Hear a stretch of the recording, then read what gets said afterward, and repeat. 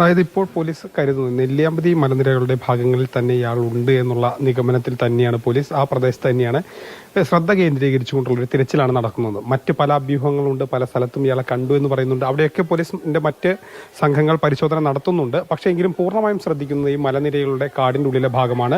100 പോലീസുകാരടങ്ങുന്ന സംഘം വിവിധ മേഖലകളായി തിരിഞ്ഞുകൊണ്ട് അന്വേഷണം നടത്തുന്നുണ്ട്. ഇപ്പോൾ ഈ വീട്ടിലേക്ക് സി കൃഷ്ണകുമാർ അടക്കമുള്ള BJP നേതാക്കൾ ഇവിടേക്ക് എത്തിയിട്ടുണ്ട്.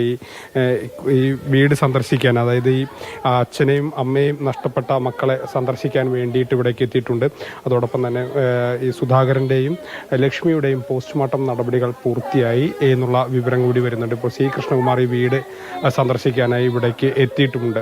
ഇത്തരത്തിൽ നിരവധി പേർ ഈ പ്രദേശത്തേക്ക് ഇപ്പോൾ ഈ കുട്ടികളെ കാണാനായൊക്കെ തന്നെ ഇവിടേക്ക് വരുന്നുണ്ട്. കാരണം ഇതൊരു പ്രധാനപ്പെട്ട കാര്യം, ഈ പോലീസിന് പറ്റിയ ഒരു വീഴ്ച അത് വളരെ എടുത്തു പറയേണ്ട ഒന്നാണ്. കാരണം 2023 ഇയാൾക്ക് ജാമ്യവ്യവസ്ഥയിൽ ഇളവ് കിട്ടിയെങ്കിലും ആ ഇളവ് അനുസരിച്ച് പോലും ഈ പഞ്ചായത്തിൽ, നെന്മാറ പഞ്ചായത്തിൽ പ്രവേശിക്കാൻ അനുവാദമുണ്ടായില്ല.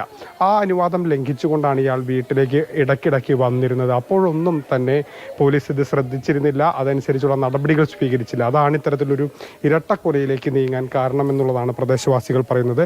അതോടൊപ്പം തന്നെ ഈ കുട്ടികളുടെ കാര്യത്തിൽ കുട്ടികൾക്കൊരു ജോലിയോ അല്ലെങ്കിൽ അത് സംബന്ധിച്ച് കുട്ടികളുടെ സുരക്ഷയ്ക്കൊരു ഉറപ്പ് ലഭിക്കാതെ ഈ ഇവിടേക്ക് എത്തിക്കുന്ന മൃതദേഹങ്ങൾ, സുധാകരൻ്റെയും അതോടൊപ്പം തന്നെ ലക്ഷ്മിയുടെയും മൃതദേഹങ്ങൾ സംസ്കരിക്കാൻ അനുവദിക്കില്ല എന്നുള്ളൊരു നിലപാടും പ്രദേശവാസികൾ സ്വീകരിക്കുന്നുണ്ട്.